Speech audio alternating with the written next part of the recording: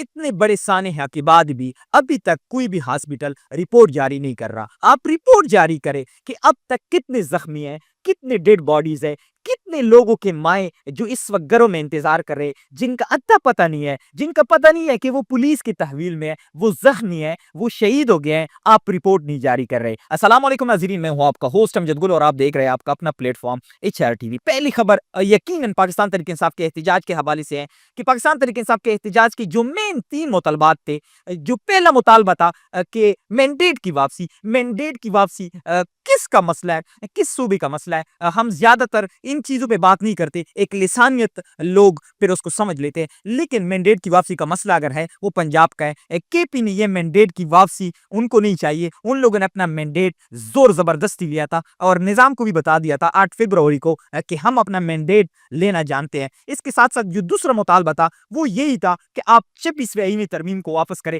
26ویں آئینی ترمیم میں کیا تھا؟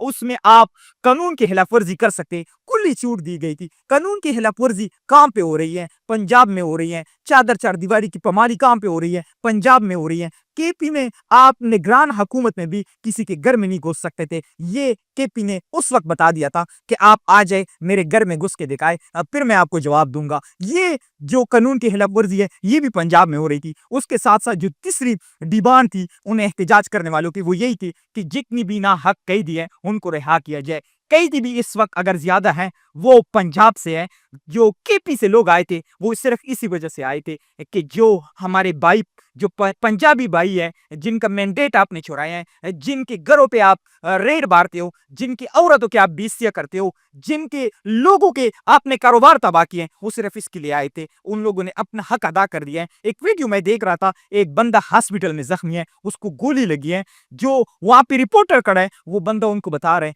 کہ آپ خان صاحب کو یہ بتا لینا کہ ہم نے اپنا وفا نبھائی ہے، ہم نے اپنا حق ادا کیا ہے، ہم نے گولی کھا لی۔ جو نعرے لگا رہے تھے کہ ہم اپنا جان دے دیں گے، ان لوگوں نے اپنی جان دے دی۔ اس کے ساتھ ساتھ صحافی مطیع اللہ جان صاحب کو اغوا کیا گیا ہے کل رات، پھر اس کو پوری رات اغوا کرنے کے بعد آج پولیس کے حوالے کیا گیا ہے۔ ایک من گڑت FIR اس پہ درج کی گئی ہے منشیات فروشی کا کہ وہ نشے میں تھے۔ حالانکہ مطیع اللہ جان صاحب کے حوالے سے جو رپورٹ آ رہی ہے کہ وہ سگریٹ بھی نہیں پیتے، لیکن اس پہ آئس کا وہ FIR دی گئی ہے۔ حالانکہ وہ مطیع اللہ جان صاحب وہاں پہ جو ڈیٹا کلیکٹ کرنے کے لیے گئے تھے، وہ انہی رپورٹ کو جو چھپانے کی کوشش کی جا رہی ہے وہ انہی رپورٹ کے پیچھے گئے ہوئے تھے۔ وہ یہ کوشش کر رہے تھے کہ کسی کے سامنے یہ رپورٹ لے کے آؤں کہ جو لوگ اس وقت گھروں میں انتظار کر رہے ہیں اپنے پیاروں کے، اپنے بیٹوں کے، اپنے بھائیوں کے، ان کے لیے میں کچھ ڈیٹیل نکال کے لاؤں کہ وہ انتظار کرے نہ کرے، ان کی ڈیڈ باڈی کا پتہ چلے کہ وہ اس وقت کہاں پہ ہے، وہ زخمی ہے، وہ پولیس کے حوالات میں ہے یا وہ کہاں پہ ہے۔ تو مطیع اللہ جان صاحب کو آج پولیس کے حوالے کیا گیا۔ اس کے ساتھ ساتھ پہلی دفعہ ایسے شرپسند ہم نے دیکھے تھے،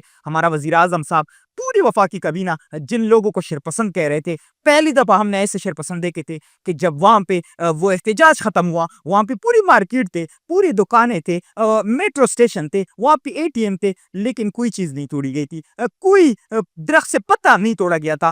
جتنی بھی تباہی کی گئی تھی وہ انہی حکومت اور انتظامیہ اور ملی بھگت سے جتنی بھی ظلم بربریت کی گئی تھی وہ ان کی طرف سے ہو گئی تھی۔ یہ پہلے ایسے شرپسند ہم نے دیکھے تھے، اتنی بڑی تعداد میں آئے تھے، 80 میں سے 90,000 لوگ آئے تھے اور تباہی مچائی تھی، جو ان کے خلاف کریک ڈاؤن کر رہے تھے ان لوگوں نے مچائی تھی۔ یہ شرپسند کون ہو گئے؟ وہ KP سے آئے ہوئے پٹھان یا وہ KP سے آئے ہوئے جو لوگ جو صرف اور صرف ان 3 ڈیمانڈز کے ساتھ آئے تھے۔ جتنے بھی لوگوں کے ساتھ ہماری بات چل رہی تھی یا جتنی بھی لوگوں کے ساتھ ہماری بات ہوتی تھی وہ صرف یہی ڈیمانڈ کرتے تھے کہ آپ اس ملک کو قانون کے مطابق چلائے۔ آپ نے اس ملک کو جس طرح آپ نے اس قانون کو گھر کی لونڈی بنائی ہوئے ہیں، آپ اس طرح نہ چلائیں، آپ اس کو آئین کی بالادستی اس میں لے کے آئے، جس آئین کو آپ نے ردی کے ٹکڑے میں پھینکا ہے۔ اس کے ساتھ ساتھ شیر افضل مروت صاحب، پاکستان تحریک انصاف کا جو سب سے بڑا شیر تھا، اس کی ڈیوٹی لگائی گئی تھی کہ آپ نے اسلام آباد سے لوگوں کو نکالنا ہے۔ جس وقت قافلہ 26 نمبر پہنچے، شیر افضل مروت صاحب نکلے، کس وقت نکلے؟ جس وقت قافلہ D چوک کے قریب پہنچنے لگا تھا، اس وقت شیر افضل مروت صاحب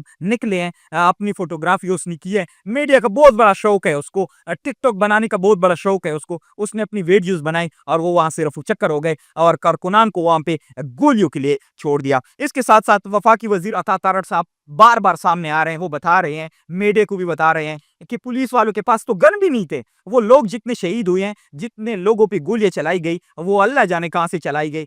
वफाकी वजीर के एक वीडियो इस वक्त वायरल हो रही है कि वो वहां पे खड़े हैं और उनके सामने लोगों पे फायर हुआ हो रहा है, उनके सामने लोगों को जो है ना फायर किया जा रहा है, और उनके सामने पुलिस वाले लोगों पे जुल्म कर रहे हैं। और वफाकी वजीर, झूठ की भी कोई हद होती है, कोई हद में बोलना चाहिए। आप ये देखें कि जुल्म बर्बरियत के आपने जितनी दस्ताने रकम की है वो आपके सामने आए, आप शर्मिंदा हो जाए, यही भी काफी है। आप शर्मिंदा हो जाए, आप बोले कि हमने ये जुल्म किया है। इसके साथ साथ मैंने फील्ड में चूंकि इस पूरे एहतजाज को कवर किया था, मैंने जितने लोगों को फायर होते देखा था, इस बात की मैं गवाही दे सकता हूं कि किसी बंदे को गोली पीठ पीछे से नहीं लगी थी। जिसने भी गोली खाई है, उसने सर पे खाई है, उसने सीने पे खाई है, उसने पेट पे खाई है, लेकिन वो पीछे से उसको गोली नहीं लगी है। तो आप ये कह सकते हैं कि जब भी रिपोर्ट्स आएंगी, जब भी शुहदा सामने आएंगे, किसी को पीछे से गोली नहीं लगी होगी। अब तक के लिए इतना ही, वस्सलाम।